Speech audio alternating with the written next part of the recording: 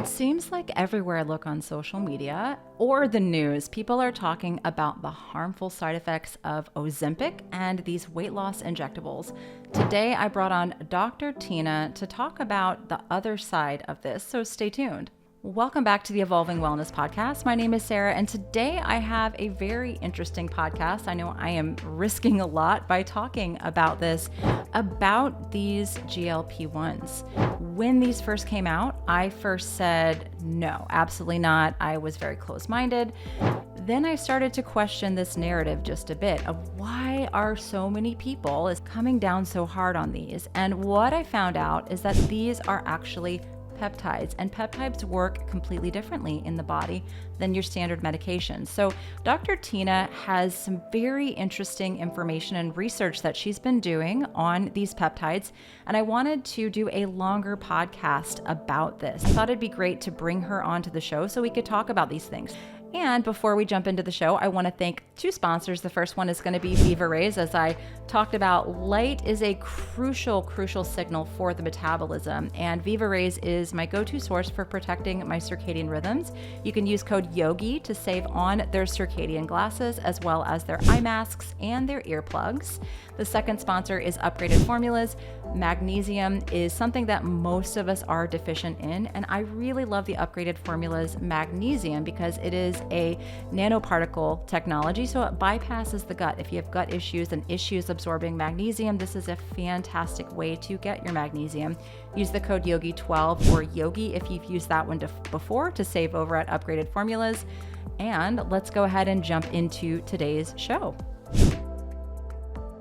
Hello, everybody. Welcome back to the show. Today, we're going to talk about a pretty controversial topic, but I think it's time to talk about it. So, Dr. Tyna, thank you so much for being here.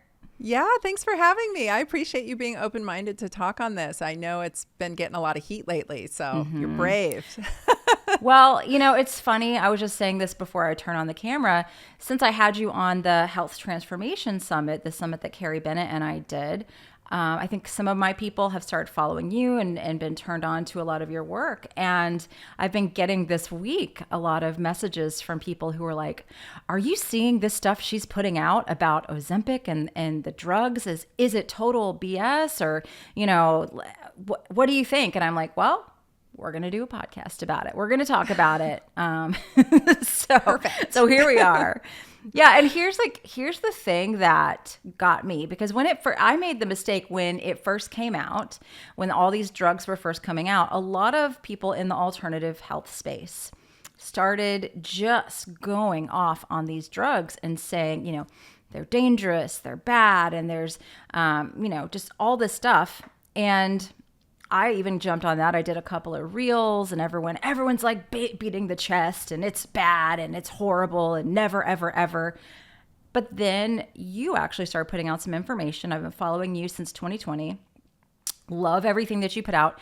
I started following you in 2020 because you were one of the people that were brave enough to speak up about all of the nonsense. And so you started putting it out as like, hey, we're constantly being fed nonsense. These drugs are actually peptides, and it's not necessarily that they are bad. It's that they're being improperly dosed, way overdosed. They're being done for too long, and it is causing major trouble. And so, yeah, let's just like break all of that down. Yeah, I'd love to. Well, I'm getting ready to launch a program around this, so I've been like deep in the literature again, and I'll tell you how I got started with it. I was raised up literally since I got out of college, undergrad, by my mentor, Dr. Rick Marinelli, who was a naturopathic physician and an acupuncturist, and he ran a very busy practice here in Portland, Oregon. And he taught me how to harmonize utilizing pharmaceuticals along with naturopathic medicine to get the best outcomes for patients. And he really drove home for me that you can use drugs safely, some drugs, not all, and he taught me which ones to stay away from. But he taught me that you can use them safely. And the way that I've always explained it to my patients is, so they come in and say it's like a teeter-totter. They're on a drug. They're on like an antidepressant, high blood pressure medication, whatever, what have you. And then their health overall is kind of in shambles. So as we work on optimizing their wellness and their health through lifestyle, through all the things, and anyone who's listening who knows me knows, I walk my talk. I lift my weights. I get my daylight. I deal with my circadian rhythm as best as I can living in Oregon. I eat probably better than 95% of Americans. And I have been doing this and living this way for decades. I'm not new to this. This isn't like, oh, I jumped on the bandwagon because I got on Instagram and learned something. Like, and no disrespect to those who have more recently come around, but like, I am like OG. I have been preaching this stuff since many of these influencers were in diapers. And I have learned through a lot of trial and error on myself and my patients. Ran a very busy clinic for a long, long time. Sometimes we need a little leg up. And so my goal is always to get that pharmaceutical dose as low as humanly possible. I'd love to get them off of it, but sometimes they need a little bit. And I'm okay with that. And sometimes I need a little bit. And I don't think I would be alive if it weren't for some pharmaceuticals that are out there. So I am not a purist. I've never pretended to be a purist. I get a lot of heat on social about it. I'm like, I've never pretended, nor have I not been totally transparent. Like, I've used Botox since I was in my 30s. I have used bioidentical hormone replacement for a long time. And I don't always use them for the reasons you would think. Like, I actually have been utilizing, neuromodulators in my forehead for depression, because we have data showing that it actually, when you can't scrunch those muscles up and make yourself frown, your mood improves. We have a lot of data on this, actually. So I use things at the lowest doses possible, and I use my really impeccable lifestyle to optimize them so I don't have to take high doses. That's the goal. That's how I do medicine. So with that, I started seeing everyone railing against the Ozempic conversation. And I was like, when the mob gets angry and pulls out their pitchforks and their torches, I raise an eyebrow. Like, that screams propaganda to me. And that's what happened. Everybody went after it on the negative side. And I'm like, whoa. Let's hold up here. And so our podcast producer Drake was like, you got to do an episode about this. And I'm like, let's just wait a minute. Let me get my bearings. Let me do some research. And it took me a while. And one of the first things that I looked up was, because my background's in pain and regenerative medicine, the first thing I looked up was GLP-1 agonists and pain, and GLP-1 agonists and neuroinflammation. I wanted to know if there was an impact there, because I personally suffer with some pretty severe autoimmune conditions that drive me into a really horrific pain state. And I have for decades, and I've done everything. I have access to stuff, Sarah, that like you cannot get a hold of. And I can put it in my veins. I can do whatever I want with it on myself. And I have access to the best doctors in the world. My house, probably much like yours, is like a biohacking, I've got 5 different types of saunas. I've got a hyperbaric oxygen chamber. I ran a big clinic, and which I shut down prior to COVID, just right before, thank God. But I have all this stuff. I have a full gym. I have a full Pilates studio. Like, I have everything, and I have a ton of education. And I just could not get out of this pain cycle that I was in. That is due to psoriatic arthritis, and it had been really ramped up as I was trying to take on, as I was battling that narrative of 2020 and so forth. Stress really took its toll on me. And I just turned 50. So I was walking into this sort of like middle-aged time of my life, and I was getting hammered by the stress. As you know, when your platform grows really fast, it can be really stressful. I was juggling too many things. I had too many, plates spinning in the air, and I was going down, and there was no amount of bioidentical hormone replacement or red light, or really, if I could live in Hawaii and just hang out in the sun all day, I'd probably be fine. But I don't have that life. So anyway, not yet anyway. that's what I started looking up and researching around GLP-1s. And I kid you not, within like 15 minutes, I was sitting there with my phone in my face, and I was like, oh my fucking God. Like, I looked at my husband and I was like, babe, this is going to blow your mind. And I started rattling it off. Like, I get kind of a little, nerdy excited sometimes about data. I started just rambling, and he's looking at me like this, and he's like, "What are you talking about?" I'm like, "Ozempic. These are those drugs everyone's railing on. Listen to what they do." And I started telling him. And then, of course, I was like, GLP-1s and asthma, GLP-1s and PCOS, GLP-1s and pain, GLP-1s and joints, GLP-1s and bones. And then I started researching the muscle loss piece. Turns out that's a bunch of BS. It actually induces muscle protein synthesis. It actually helps you regenerate your bones. It helps you regenerate your heart tissue. It helps you regenerate your neurons. It helps you regenerate pancreas. It can reverse type 1 diabetes early on after, like if you can get diagnosed early before your pancreas poops out. It has all these, it decreases neuroinflammation. It binds to our immune cells and actually modulates our immune system. And so it works on this amazing anti-inflammatory way. It helps support the autoimmune state. Here's a good one, and maybe one of the many reasons I think it's being railed against: 14% decrease in upper respiratory infections. Really? For users of GL. Yes, because it binds our mast cells. It binds our macrophages. It has some anti-cancer properties, has some pretty impactful, amazing properties that are completely independent of weight loss, completely outside of weight loss. And it heals and mends the broken metabolic state. It does not just act as a Band-Aid. It actually goes in and induces a healing impact on the broken metabolic state. And so I started producing content around it, and here we are. That's how it all came out. Yeah, I mean, I guess to back up a little bit, what people I don't think understand that I kind of mentioned earlier is that they're not like weight loss drugs. They're not necessarily, they're peptides. So maybe we can just explain a little bit about like how a peptide would act differently than just like a standard medication. Yes, good question. So drugs usually go in and their mechanism of action is to somehow disrupt a cycle in the body. So for example, an antibiotic. Suppress, really? Well, suppress or disrupt. It'll disrupt a metabolic biochemical function in the body so that it doesn't go to fruition. So it'll like be a blockade in a long chain of events. And so that's usually how the mechanisms of drugs work. So a beta blocker, for instance, common high blood pressure medication, will actually cause the heart to not beat with so much oomph, right? It'll decrease the oomph of the heartbeat. And so what happens? The person gets lower blood pressure because the pressure is not as high because the heart is not contracting as hard.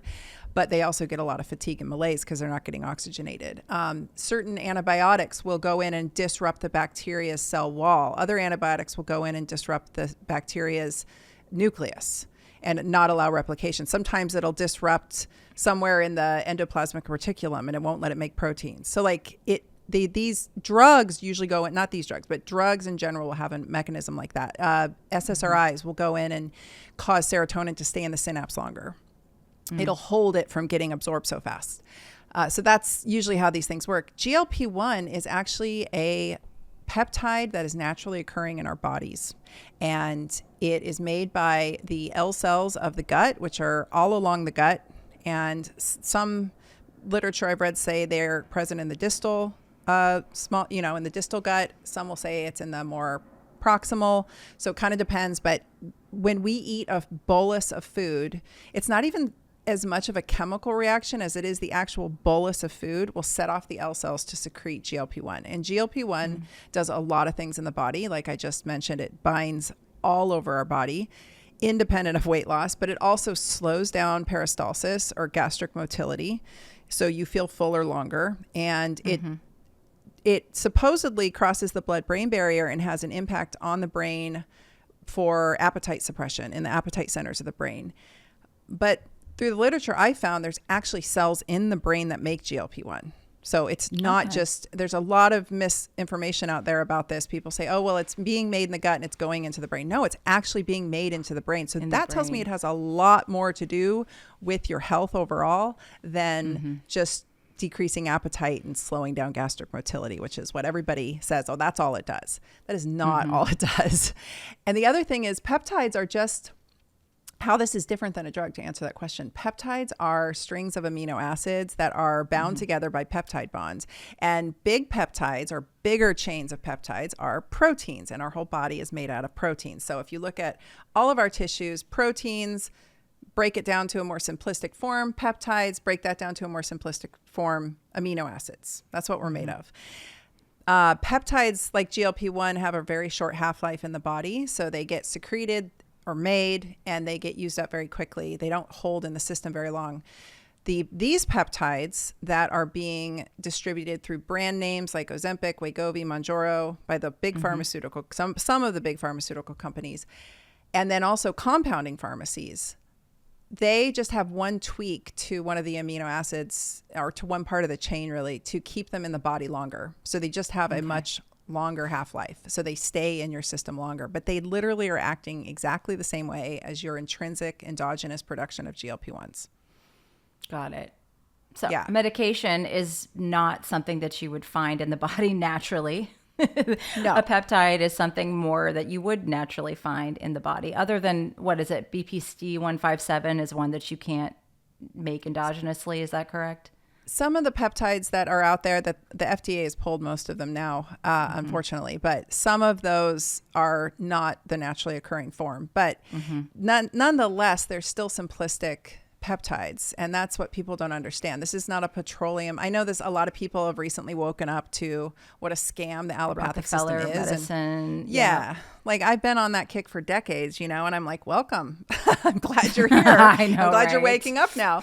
But not every drug out there is a petroleum-based drug. I mean, there's just so much misinformation that both sides have jumped on. Take desiccated thyroid, for instance. That's made from pig thyroid gland, and it's just standardized and put in little tablets, and it just happens to be a pharmaceutical bioidentical hormone replacement. The bioidentical hormones that I have compounded from compounding pharmacies, those are prescriptions. So just because it's a prescription doesn't mean it's like some evil supervillain that's being made by big pharma. The thyroid I like to use is made by a little tiny company in the Midwest. This whole thing has gotten way out of hand. And the other part I'll add, which is so important to understand, what do we do when somebody has a progesterone or a hormonal or a thyroid or an adrenal hormone deficiency? We supplement the hormone. And I know not everyone agrees with that, but I wholeheartedly do. And I have treated thousands of patients that otherwise would have been miserable. Not having enough thyroid on board when you're hypothyroid is hell, and it puts you at a significant increased risk for death. So I am a big proponent of supplementing hormones as needed.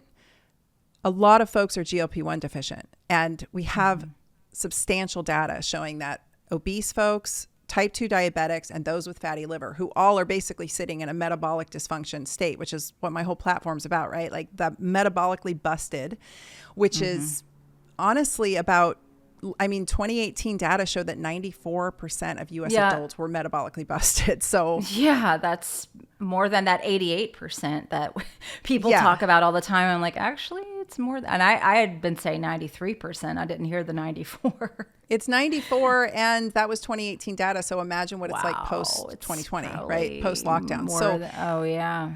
So we've got this group of people over here that are all probably dealing with some level of GLP-1 deficiency. And we've got this whole other group of people, the mob, the angry mob is like, we don't have an Ozempic deficiency. I'm like, au contraire, actually we do. There's a lot of people dealing with GLP-1 deficiency. And the cells that bind GLP-1 are so prevalent throughout the entire body that I think it's a lot more important than what we understand it to be. And I have got literally piles of data showing its efficacy in all different organ systems of the body, like I mentioned. So I'm like, why are we not supplementing people's GLP-1 deficiency, just like we supplement their thyroid deficiency? That's my big argument. And I think we need tiny little doses. And as long as people are doing all the things and doing everything right for an insulin sensitive lifestyle and a metabolically healthy lifestyle, tiny little doses are having, I am seeing like mind blowing effects. And I'll tell you, I've been in medicine for over 30 years. whether I was, my whole life I was a really sick kid, but I have been studying medicine or been working in a clinical setting for over 30 years. And I can tell you, I've never seen anything like this for the cost when you get them compounded for the small dosage that I'm talking about, which I can't really go into detail about publicly, like how Dosing, I dose, yeah, because that's more of a clinical discussion. But I am seeing profound changes in the patients that I'm using it on. And I've never seen anything like this ever. And it's affordable. I have no side effects in any of the patients I'm using it on. And all of this hubbub we're hearing about is truly, like you said, it's these folks are being overdosed. And we can talk about that if you want, because that's really the problem that I think we're that's having. that we need to talk about that, because that's their, my mom, everybody is like, oh, Ozempic, oh, Wegovy, evil, evil, evil. And I'm like, well, can we just maybe talk about the fact that these doctors are not, talk about the control that the pharmaceutical companies have over the doctors.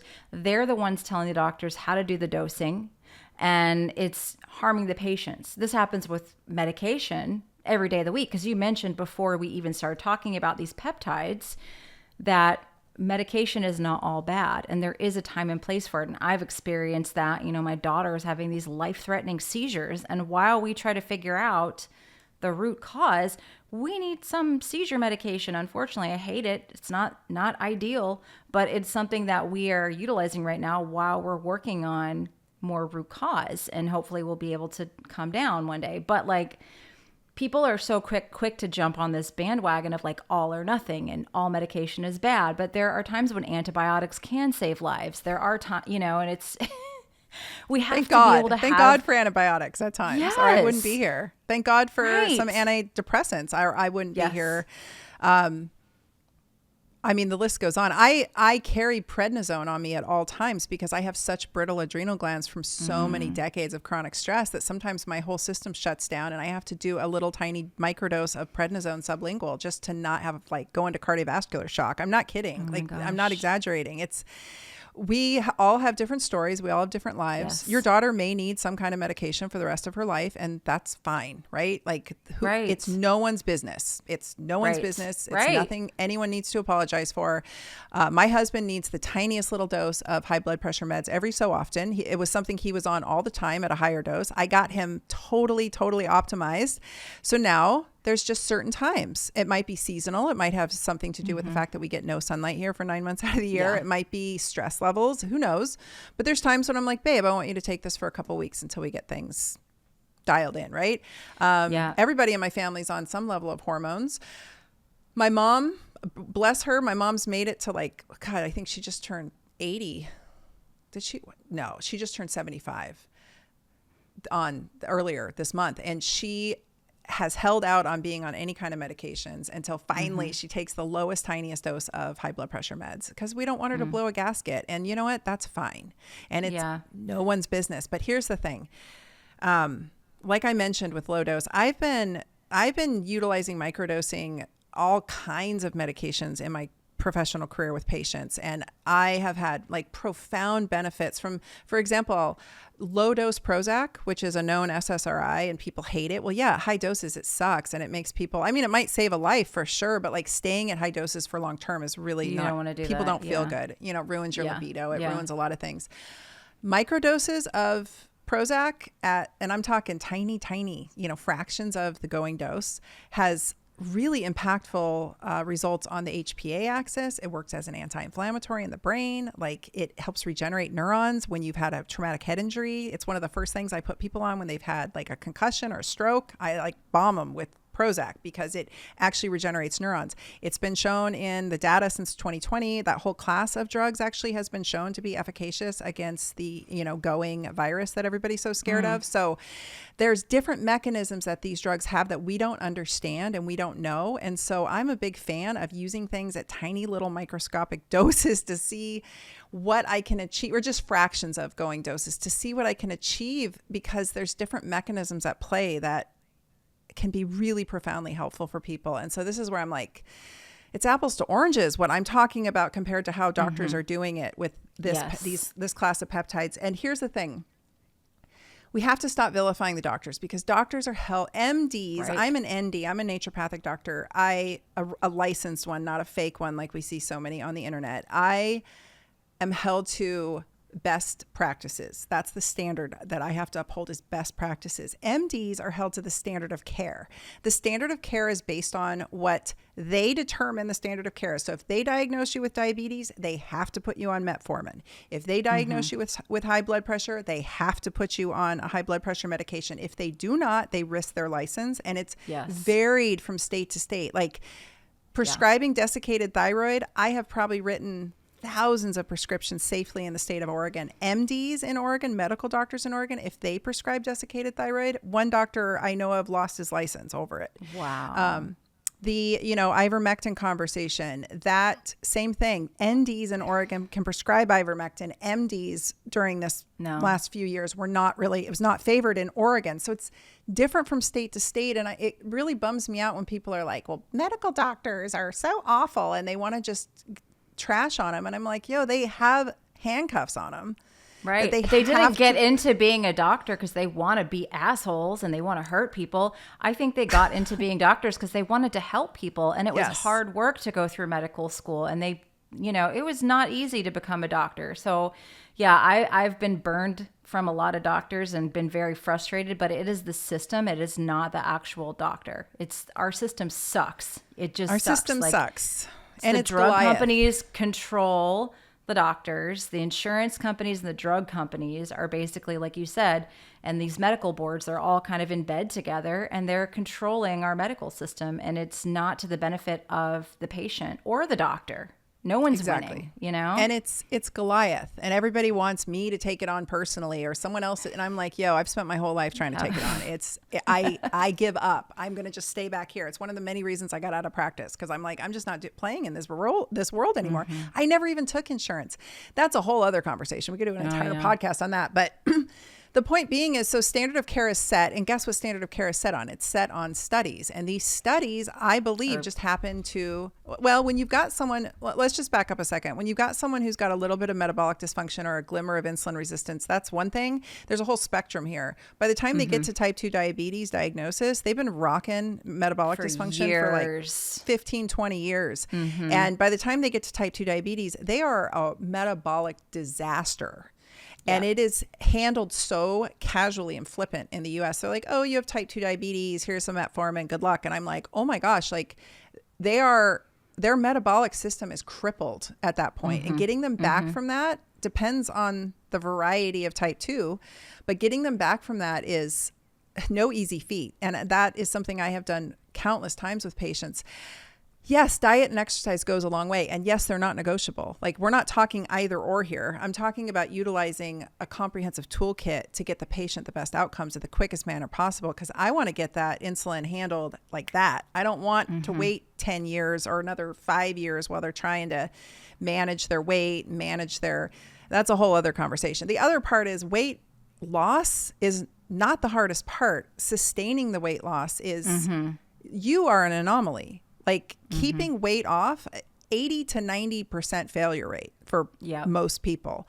So keeping the weight off is that's a whole other topic. I did a whole podcast on it recently. Anyway, point being, these MDs are held to standard of care, and the brand names come in predetermined, pre-dosed pens. So they're dispensing pens, and these pens, you whack it on your thigh, you whack it on your belly, and it gives you a shot of the medication. You can't control the dosage. The pen is already loaded to the dose, and the starting dose of these peptides is 5 to 10 times higher than I usually start people.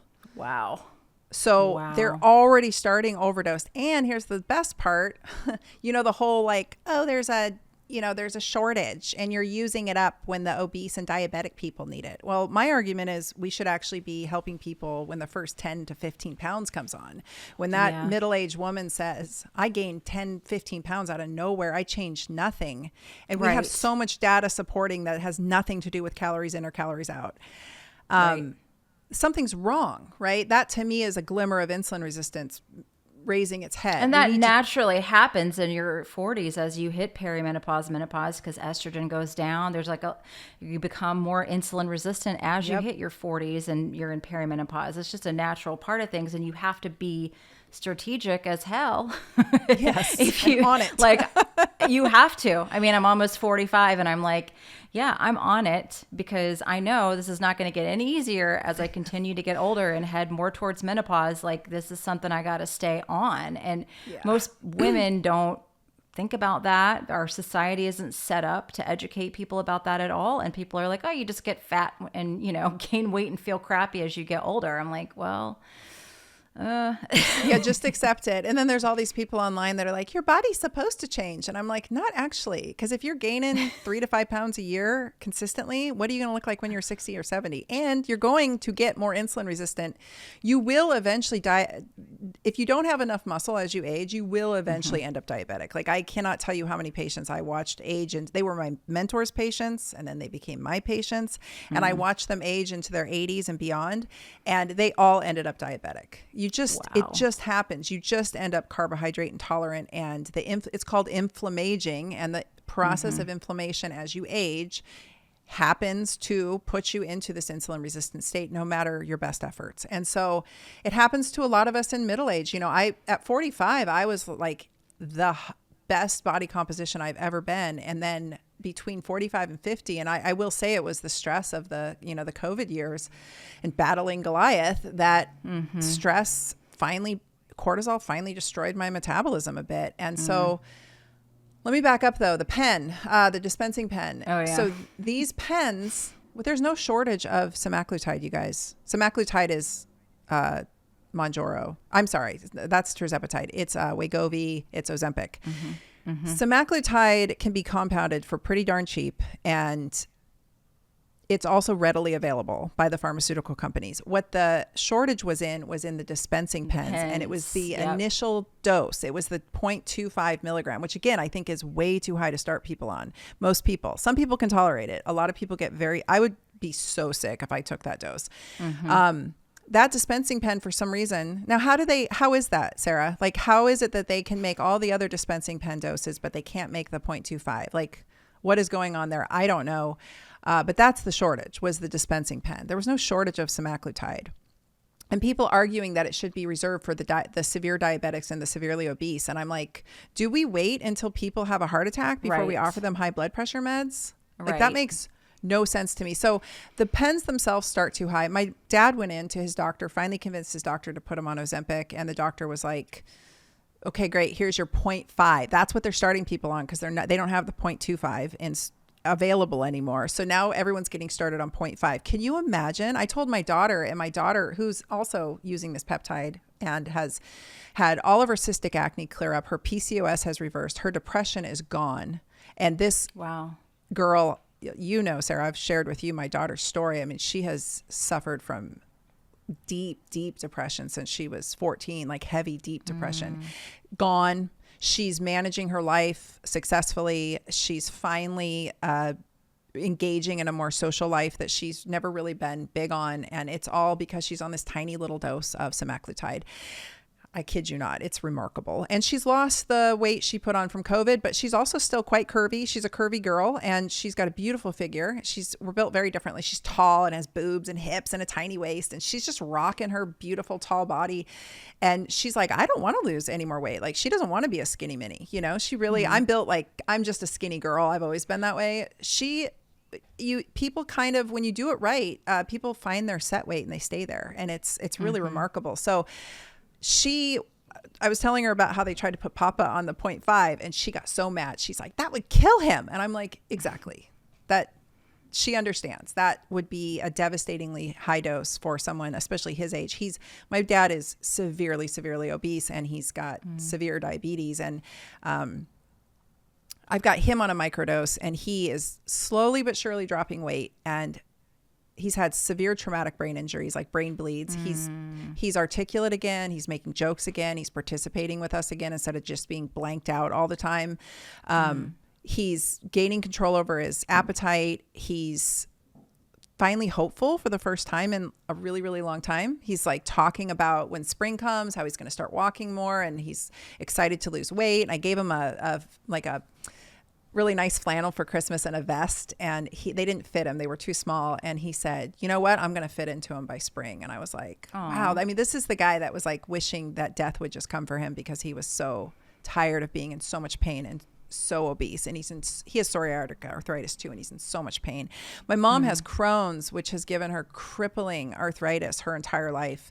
This is why I will fight for this peptide, and I will die on this sword, because watching my mom go through life in the most horrendous pain and never complaining. She never complains, and having terrible gastrointestinal symptoms and terrible joint pain. And she's on the tiniest little droplet dose, and all of her joint pain is gone.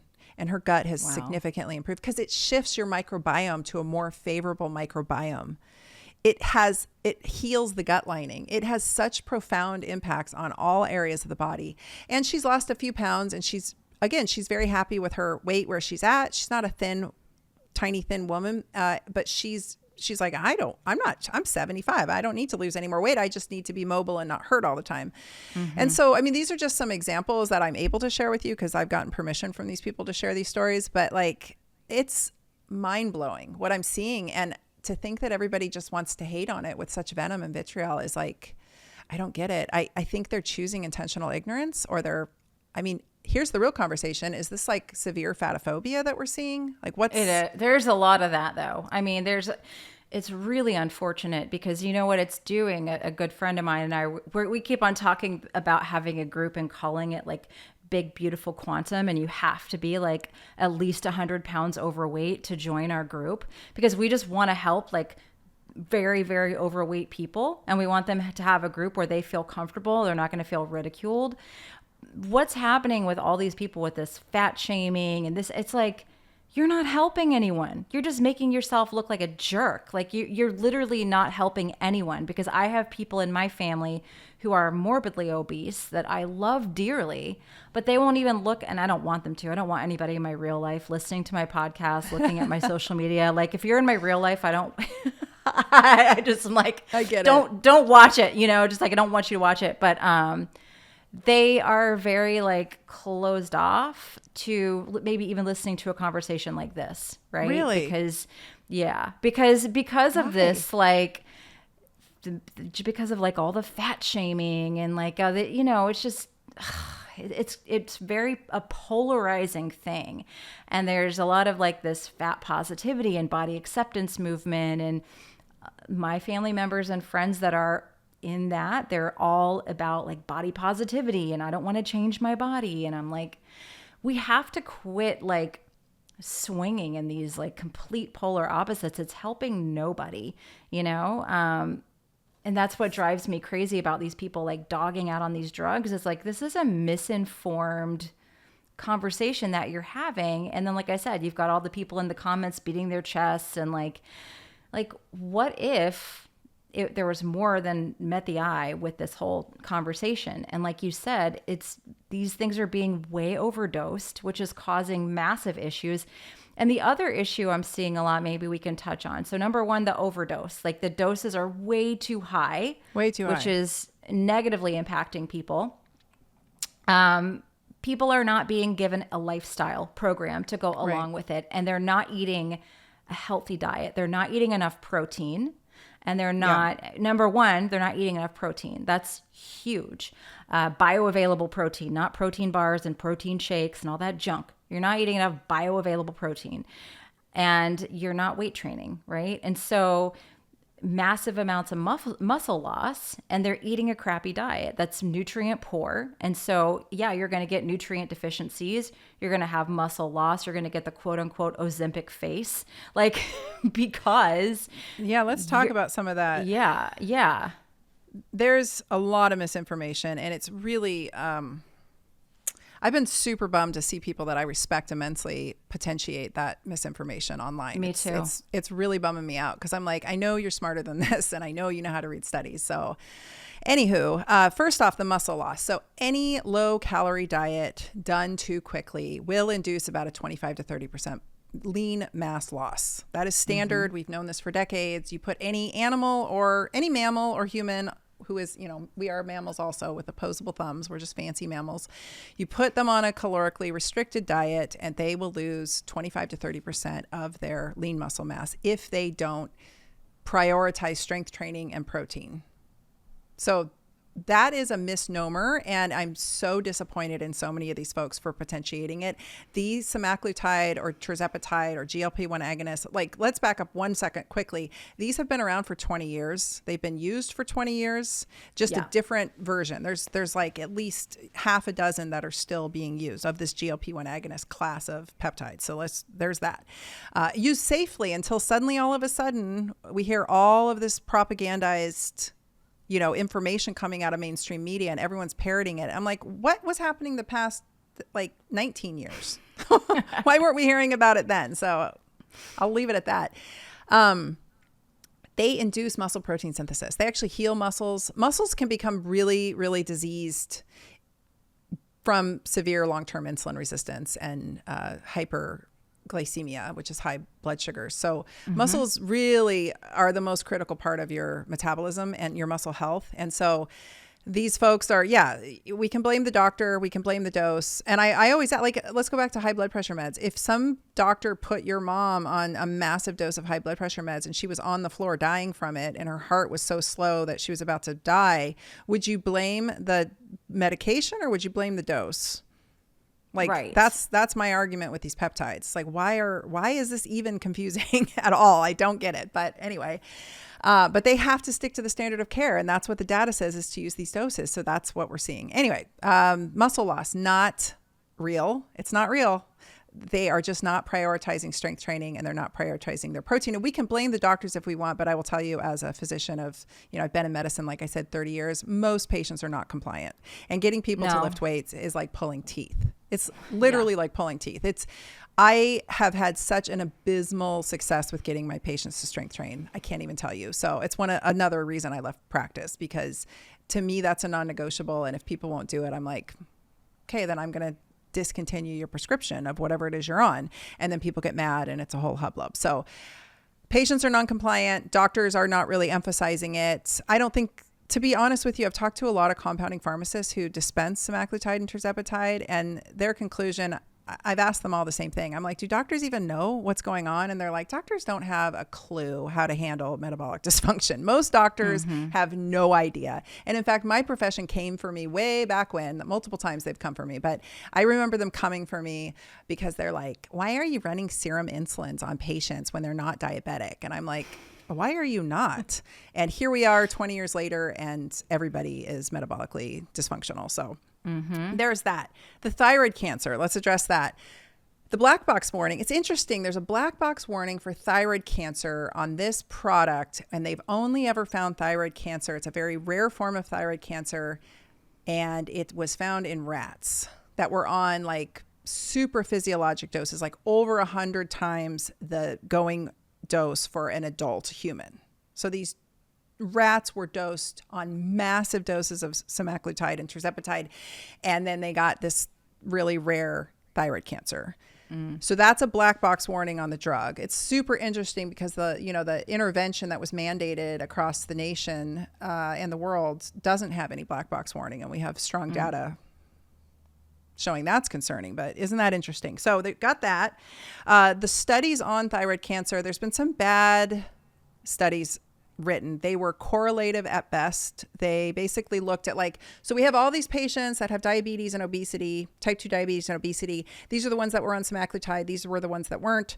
And we're going to look at their chart notes for over a period of time. And we're seeing a little bit more in this group of thyroid cancer. So it must cause thyroid cancer.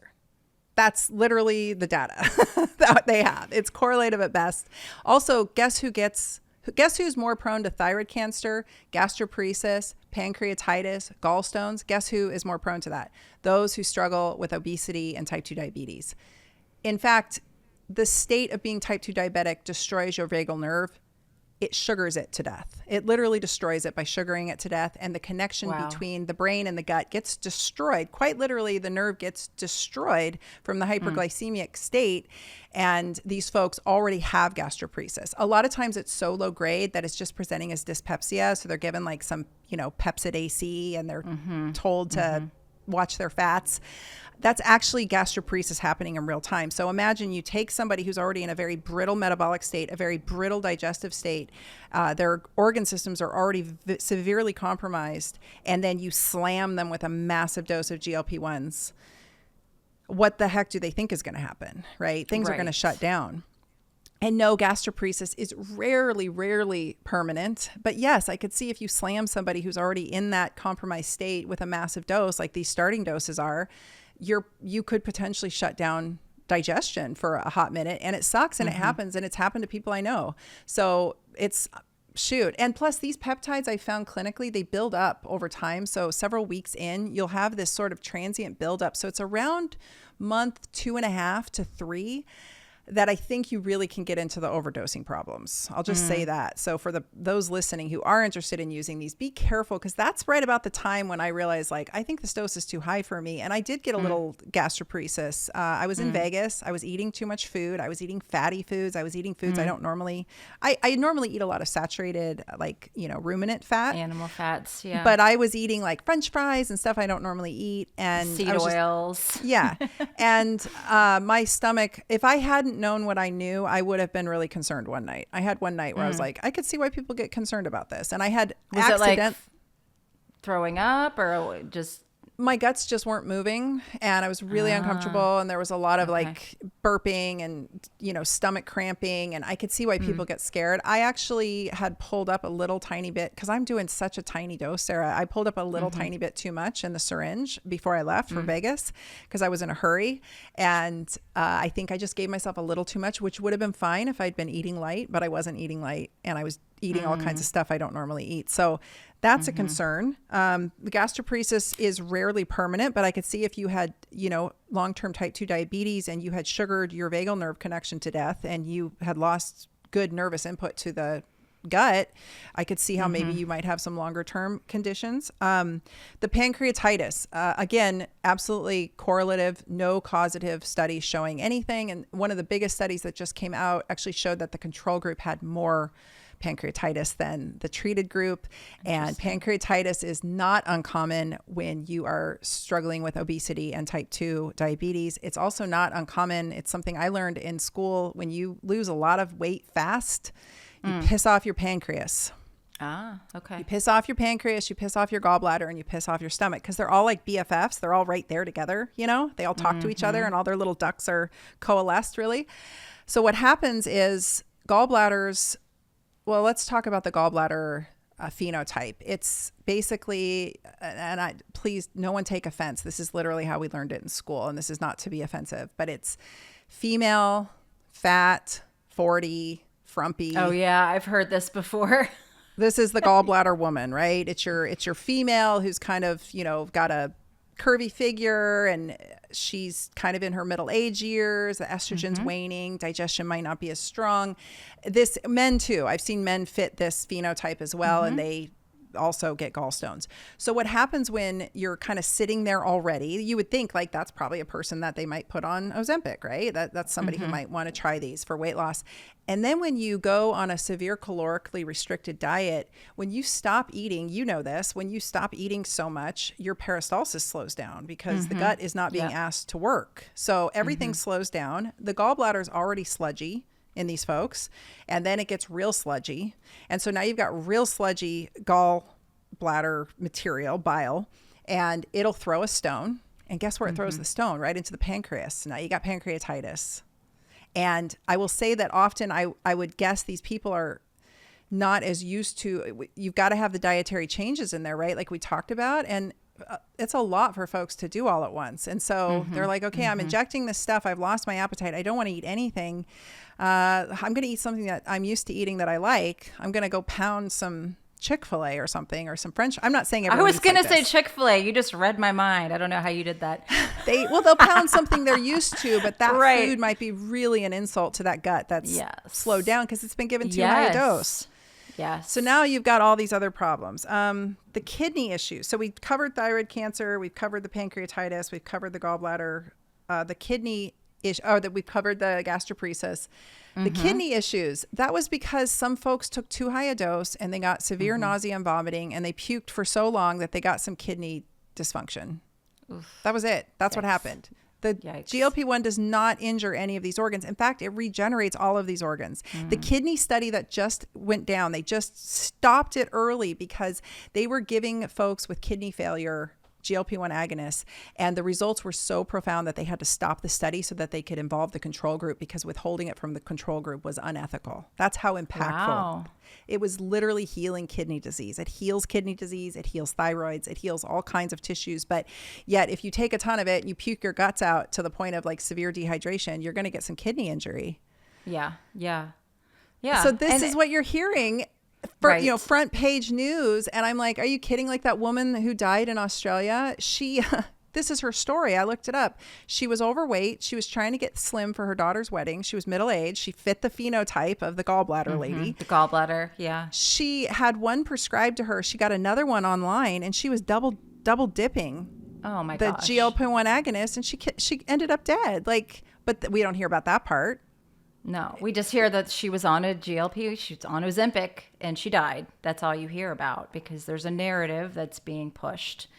I hope you're enjoying today's show with Dr. Tyna. I had actually decided that I was going to do this in 2 parts, but at the last minute decided to do it just in a 1 part. So if you are enjoying the show, if you're listening on audio only, please head on over to either Apple or Spotify. Leave the show up to a 5-star review. If you're on YouTube, just give the video a like, give us a comment, leave us a comment, and let us know you're enjoying the show. It will help to get the show out to more people. Share it with a friend, with a family member, especially if they are, really diving into this mainstream narrative around these peptides and you really want to blow their mind. Share this episode.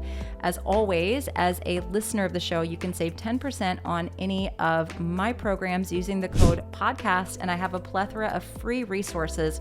If you're looking to transform your lifestyle, you can always get any of my free ebooks or free guides to get started, and I will continue to share as much free information via this podcast, my YouTube channel, as I possibly can. So thank you so much for listening to the show. And as I mentioned in the very beginning, the links to Dr. Tyna's free course as well as her paid course are in the show notes for you as well. Speaking of that, let's go ahead and jump back into today's episode. Yeah, which we could talk about if you have time. I could tell you why I think there's a narrative. I would love to. I mean, I have my own ideas about it, so I'd love to hear why you think there's a narrative around this. Yeah. Well, do you have any questions about all the things? Are there any other big scaries I didn't cover? No. I mean, I think what's important for people to take from this, what I'm taking from it thus far, is number 1, the dosing, which we've covered. Number 2, these side effects, again, are happening because of improper dosing, poor health in general, eating poor, nutrient-poor foods, eating still probably too much, and possibly people needing to take breaks, like you were mentioning, cycling on, cycling off. I think that's another thing. And that's why you have to work with someone. Like, you don't want to just DIY this. You want to know what you're doing. You want to work with someone who's experienced at microdosing and cycling people on, cycling people off, having a nutritional plan to go along with it and a lifestyle plan to go along with it, because it's not the cure-all. You still have to do some work where all this is involved. So let me know if I've summed that up okay. Yes, beautifully. That's the thing. These are just but one tool. There are other tools available. And as part of a comprehensive program, back when I got into practice, HCG was the big thing. And so I was doing a lot of HCG. That. And of course, I was like the rogue person there, because instead of putting people on a 500 calorie diet, I actually put them on the Atkins diet. I put them on like a super high fat, high protein diet. We still had profound weight loss. HCG does some really cool stuff, but again, it was a comprehensive program, because the people who just did the HCG and starved themselves, they came back and came back and came back. Yeah, because if you, just really quickly, if you put yourself into a calorically restricted state and you lose weight, your you are almost permanently downregulated for life. And you know this, and you talk about leptin all the time. Your fat cells are what's signaling or what's secreting the leptin that's signaling the brain. So as you lose the fat, you also lose the leptin. And if people are already leptin insensitive, or they've already got leptin resistance in the brain, which is what your program, your 21 day addresses, then they're screwed, and their muscles actually become less efficient at utilizing energy. So their whole entire body, their thyroid winds down, everything winds down. And so those people, even when they've looked at them 6 years out, 5-6 years out, those people are still have low leptin.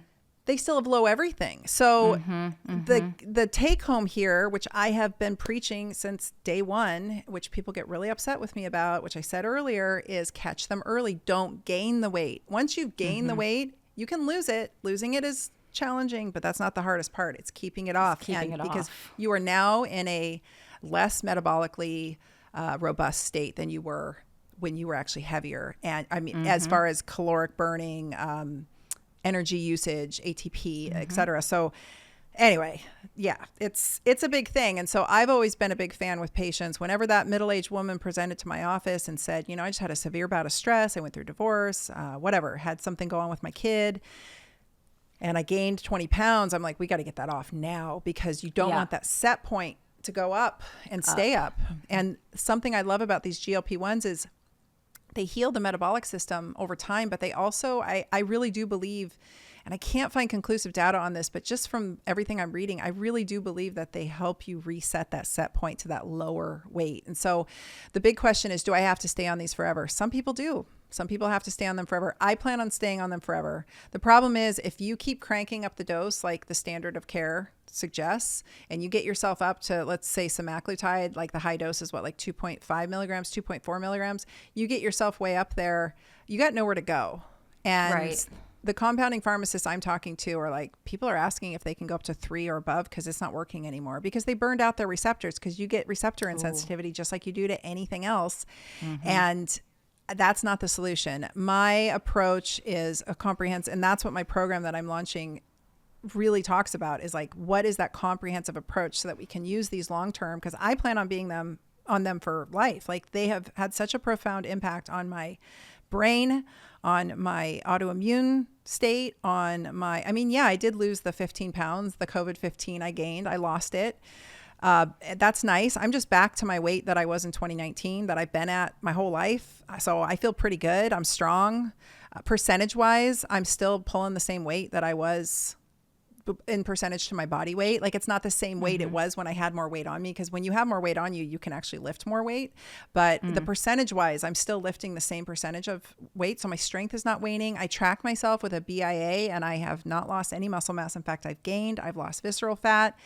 My cognition is improved. Like I said, my seasonal depression is all but absent, and I don't hurt all over all the time anymore. And I'm way more mobile. So I'm way more active, and I've got hundreds of stories from people that have messaged me since I launched those podcasts, talking about how it has just profoundly changed their life, and how they can't talk about it because their family shames them, their friends shame them.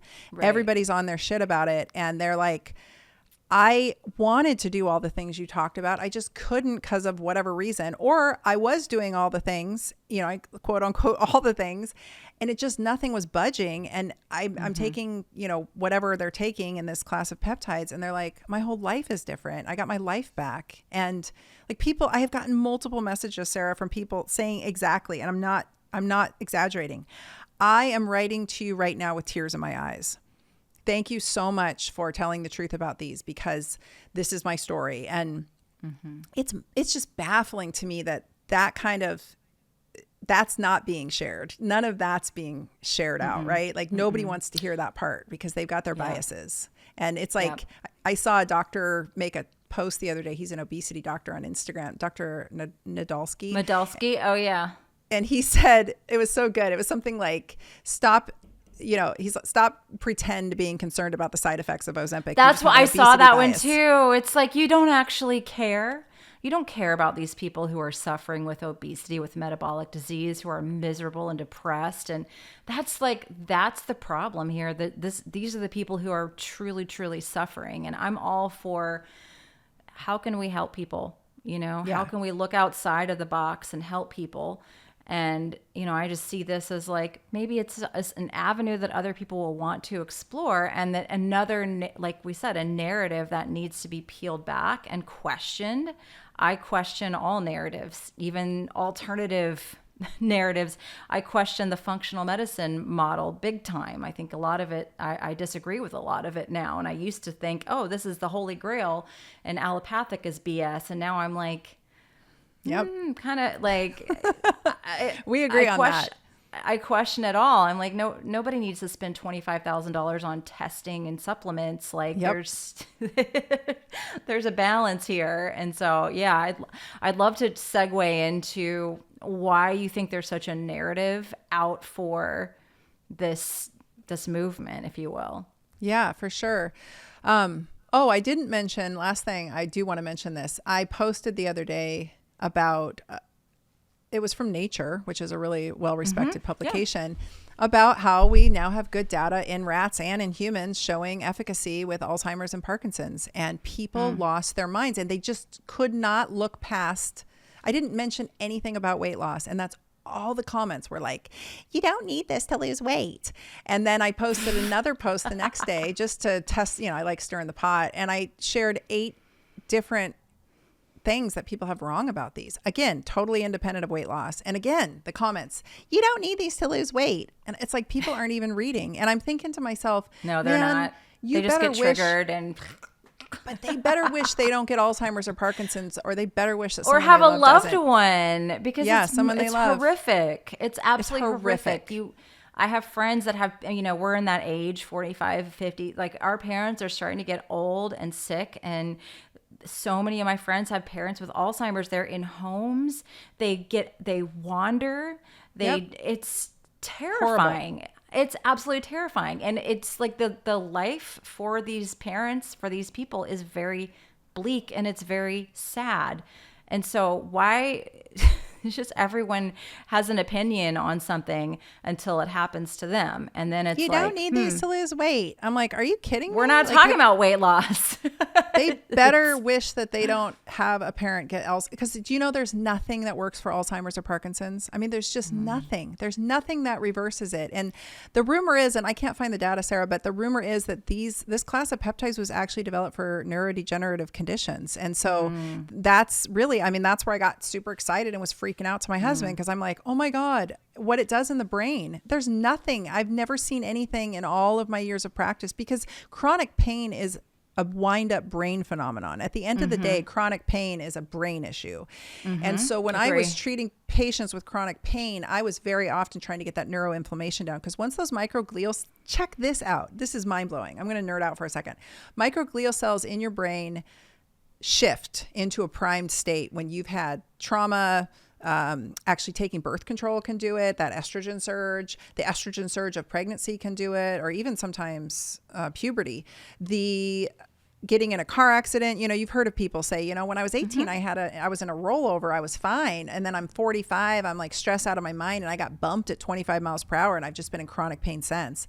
That is microglial activation. Opioids, interestingly, upregulate microglial activity, which is crazy, because that's what we give, but that's what the standard of care is. Like, give them opioids for pain. It actually ramps up your pain signaling at the end of the day, because it ramps up your microglial signaling. So I've been really passionate about microglial cell activity for a long time, and I don't talk about it because that's not really the audience I'm interested in attracting to me, but it's one of like my pet, interests. And there's nothing that winds down microglial cell activation. You can take a ton of supplements. It might help.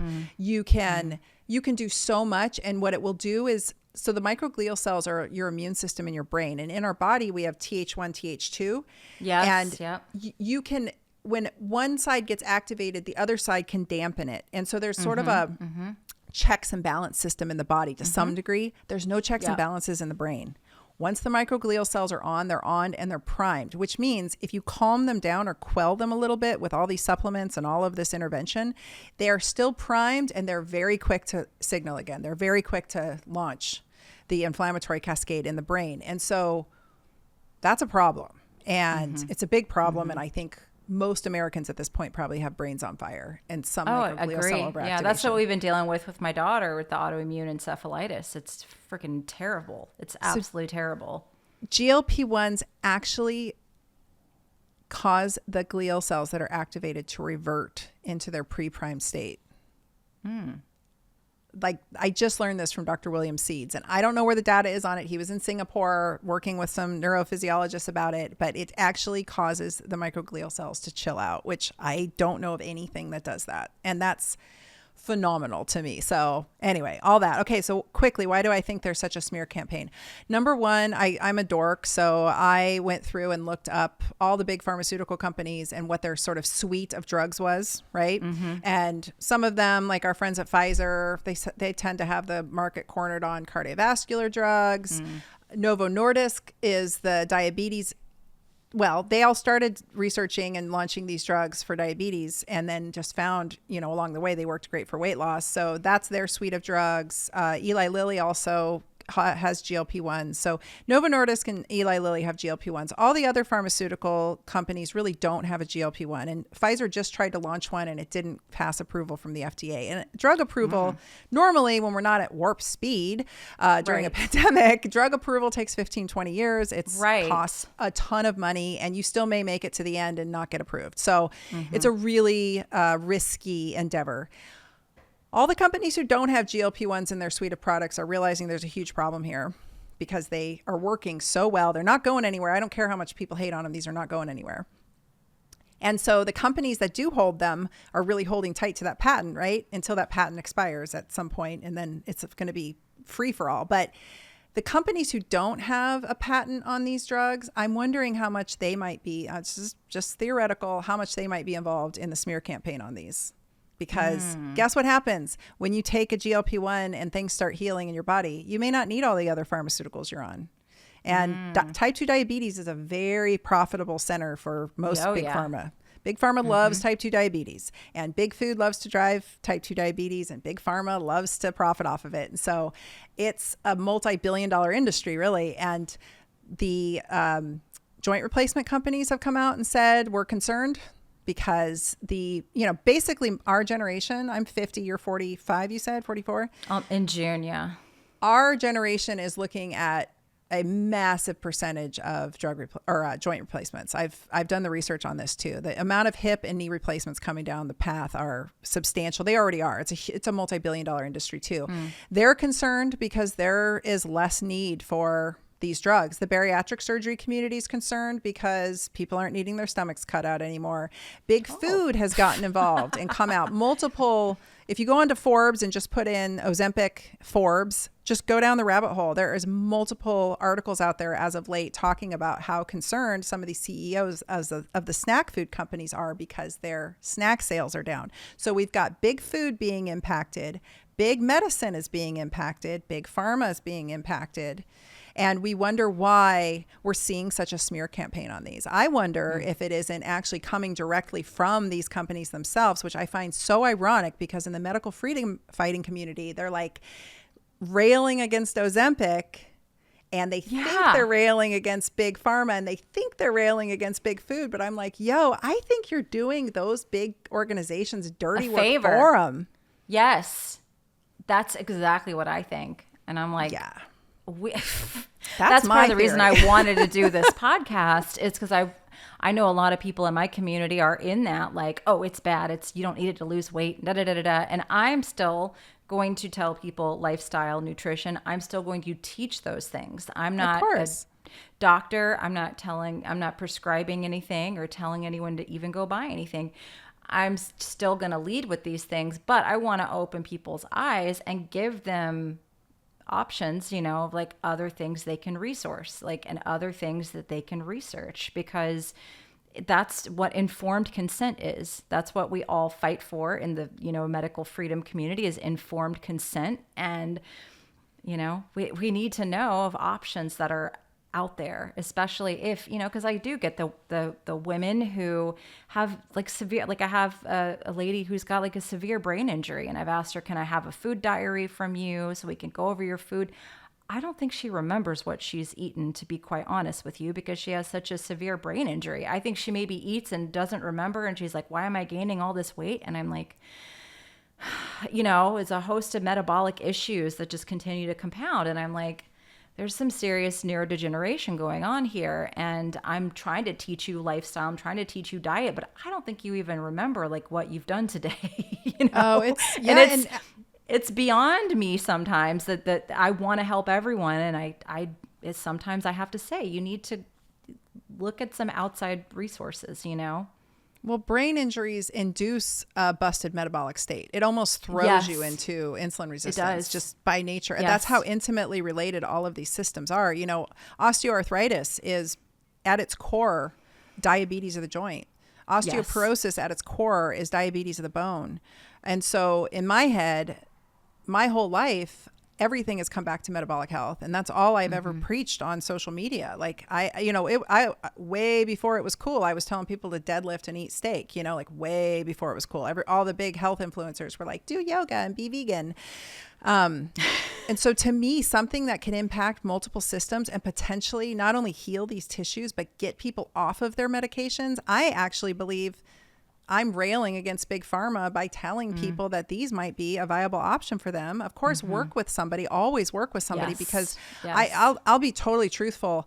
There are ways to get this stuff online without a doctor's prescription. And after my podcast came out, a whole bunch of people went ahead, health people too, health practitioners, professionals went ahead and got themselves some GLP-1s and my DMs blew up. Within a few weeks, my DMs blew up because I'm talking about microdosing for health. They're trying to do weight loss. When you're on these things and you plan on ramping up the dose, you really need a doctor who knows what they're doing involved. Or you need to understand dosing more comprehensively because these folks were getting into trouble and they're like, what do I do about this? And I'm like, I never pretended to be the expert on how to get you to lose copious amounts of weight with GLP-1s. I'm talking to people like you, Sarah, people like me, people who are healthy, who are doing all the things, who maybe have some metabolic dysfunction brewing because of our age or maybe a life of chronic stress. I mean, dude, I burned out. There's a quote that in Blade Runner where it's like, if you burn bright, you'll burn out faster, right? We understand that concept. Yeah. And that's me. Like I just burned out. I lit every wick. I lit the candle at both ends and then built new wicks and lit all those on fire too. So by the time I got here, a life of bulimia, anorexia as a young person, chronic stress and, chronic actually being put on pharmaceuticals my whole life. I just kind of fried all my systems out and it really caught up to me at 50. And I do all the things. And I've got doctors out there though, who are doing it right. And they're sending me messages saying, man, I've got this patient. She had SIRS, from mold toxicity. And we got her on the tiniest dose and all of a sudden, all of her insulin resistance is reversed and she's not got bloating and indigestion anymore and blah, blah, blah. So many cool stories are happening since these podcasts came out. So I say that because I really appreciate you being brave enough to take on this conversation. For those who can't look past their biases, I would ask them to listen to this again with an open mind because I think, one, these peptides aren't going anywhere. They're being studied for alcohol abuse syndrome. They're being studied for smoking cessation. My husband doesn't gnaw his fingernails off anymore. My mom started cleaning up her house where she was kind of getting into a bit of a hoarding situation. People are messaging me, telling me they're not shopping like crazy all the time online. So a lot of these it kills the hedonic urge in your brain. So a lot of these sort of addictive, repetitive OCD type behaviors. I hate to categorize them as that, but I don't want to call them addictions and I don't want to call them OCD, but they're being driven by a similar pathway, completely shut down with the use of these GLP-1s. So we're going to see those be pushed and probably covered by insurance for those reasons as well in the very near future. So we've just got a buffet of really amazing options. They give control back. They put you back in the driver's seat of control, whether it's your appetite, your hedonic urges, whatever it is. They give people the ability to think. They shut down that food noise, that constant. Some people have. I don't have it, but I understand. I've had it in the past, definitely. Yeah. And I'm sure that's leptin too. That's why you're going to come on my program and talk about this because people need their leptin to reset with with their lifestyle habits. But all that to say is sometimes folks need a leg up, and I think these peptides are kind of miraculous like that. Yeah. And I think people need to, like I said, informed consent, and it's something to look at, research. And no way in this show are we saying go order these off of the internet and find them, because you can, and dose yourself and figure it out yourself. You really want a practitioner to guide you through this, who can help you microdose, cycle off when you need to, and help you with your lifestyle, help you with your diet, your nutrition, lifting weights, things like that are going to need to go along with this, or you can take these drugs and end up having all the side effects because you've got a crappy diet, you're eating a bunch of seed oils. You can get the side effects if you're doing this incorrectly. So you have a course that you're coming out with. I think it comes out the day after the podcast is released to the general public. So maybe we can just touch on that a little bit as we wrap. Sure. So it's called Ozempic Done Right University, and it's just my clinical experience over 30 years on what a comprehensive program looks like, whether you're trying to lose weight or you're trying to, mend some autoimmune conditions and get them back into a more dormant state, whatever that may be. It's not medical advice. I'm not acting as anyone's doctor. I'm not prescribing anything in there. I will be discussing more in depth on how to find a practitioner that you can work with who maybe will understand this better. The concept of microdosing, unfortunately, since I started talking about it, that's not a term that's used. And so nobody knows. And I keep getting messages from folks saying, I called all these compounding pharmacies and they don't know what I'm talking about. I called all these doctors. The doctors don't know. That's because I didn't make up the term. I just made up this concept. But through my research, I found a lot of practitioners who are dosing low and slow, right? And they do a comprehensive workup with the patient, and we're all different. So you're not going to find exactly what I offer in someone else's office, but I wanted to get my clinical reasoning down through a 12-week program. And I decided to open it up for practitioners and for the public concurrently, because like I said, a lot of practitioners don't really have a clue what it means to lead a metabolically optimized lifestyle. And so I wanted to keep it real high level. My followers, as are yours, I'm sure, are very intelligent, and I didn't want to talk down to anybody. And I realized when I was creating two separate programs that it was so much overlap. We might as well just do one. It's going to be awesome. I'm bringing in a whole team of experts to double down on many of the concepts I'll be introducing and share their take on it. You're going to be talking about leptin resistance and what you need to do, for free in your day-to-day lifestyle to get that under control. I've got mold experts coming on toxicity. I've got compounding pharmacists coming on talking about why we don't need to be afraid of the compounded version. That's the other thing I didn't mention. Eli Lilly and Novo Nordisk, because they hold the patents on the brand name, they have launched a smear campaign against compounding pharmacists to try to scare people away from the compounded version. And it's also being launched to doctors. And it's every time I open up any of my medical stuff that there's compounded semaglutide is killing people. So the doctors are afraid to use it. And some doctors are even concerned about losing their license if they use it. So the smear campaign's going both ways. And there's just a lot of misinformation. I want to set the record straight. If this works for people the way that I'm hearing it from hundreds of my followers and seeing in my patients, I want people to be able to use it for the long term, to cycle it appropriately, to dose it appropriately, and then use it again as just one tool in a comprehensive toolbox. And so that's what the program's really about. This is the first iteration, so I think it'll be really fun because we can create it in real time and make sure I hit all the bases. I just want it to be a comprehensive resource for anyone using this peptide, interested in using this peptide, or any practitioners interested in using or implementing a comprehensive program in their practices. Or anyone you are going to have patients or clients. If you're a health professional, you are going to have people on these. And so understanding them, whether you're a strength and conditioning coach or health coach or a nutritional therapist, understanding them is so much better than being ignorant, because I keep getting messages from folks saying, I asked my whatever practitioner about it, and they said, oh no, it's just dangerous. Don't do it. That is such ignorance, and it's not true. And you're not doing your clients any favors if you're not educated on the true facts about it. Yeah. And that's another reason I wanted to learn more about it, is because I would get people that say, I'm on this. Can I still do your program? And I'm like, if you're not doing my program and you're on this, I'm worried. Like, my program needs to be required with these. If for the nutrition and the lifestyle and the light piece, you need that if you're going to be on these. And so that's why I wanted to learn more about it, because I was getting so many messages, and I'm like, and again, I had that like glimmer of like, I think I'm being hoodwinked again.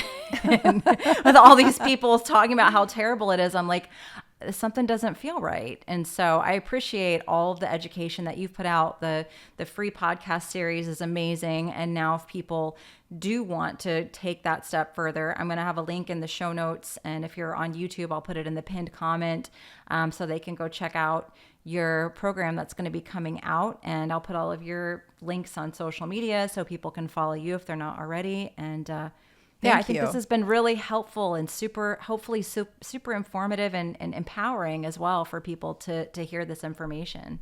Yeah, thank you for letting me have my say in it, because I've been over here on my side trying to say it, and it's only me talking to my echo chamber. So I appreciate you exposing me to your audience as well. I do have a free course too. That's just at drtyna.com/Ozempic done right. And that's a free email course that talks a lot about these frequently asked questions that we've covered, and then links through to my podcast all in one place if folks just want to, kind of wet their palate on it, or share it with someone who's maybe a naysayer. That's available too, because I think this is, like I said, these aren't going anywhere, and intentional ignorance and just hating on them is not the solution. Like, we need to understand how they work and really try to figure out how to bring them into a comprehensive program. Like you said, your content is non-negotiable in my opinion. Right. People have to do that stuff with, and I was so glad when I found your stuff, because I was like, oh my gosh, somebody's finally talking about this piece so well, because it is so absolutely critical. Yeah. Awesome. Well, I'll make sure all those links are in the show notes so people can find them. And thank you for coming on today. Yeah, thanks for having me. All right. I know that was a long one, but I hope you enjoyed this episode with Dr. Tyna. As I mentioned a couple of times already, all of the links to follow her, get her free course, as well as the paid course, are down in the show notes for you, so you can check those out. All of my free resources, my free ebooks, free guides are also in the show notes. And if you're looking to change your lifestyle, get more comprehensive health with your lifestyle, I can't recommend my 21-day Leptin Reset program or my Quantum Nutrition program enough. These things are going to be foundational, and they are still what I stand behind and what I use with clients to help them have transformative change. So, little disclaimer here at the end, none of this information is meant to be taken as medical advice. Please work one-on-one with a healthcare practitioner, and don't use this podcast or any other podcast for that matter as a substitute for medical care. All right. Thank you so much for listening to today's show, and I will see you again next week.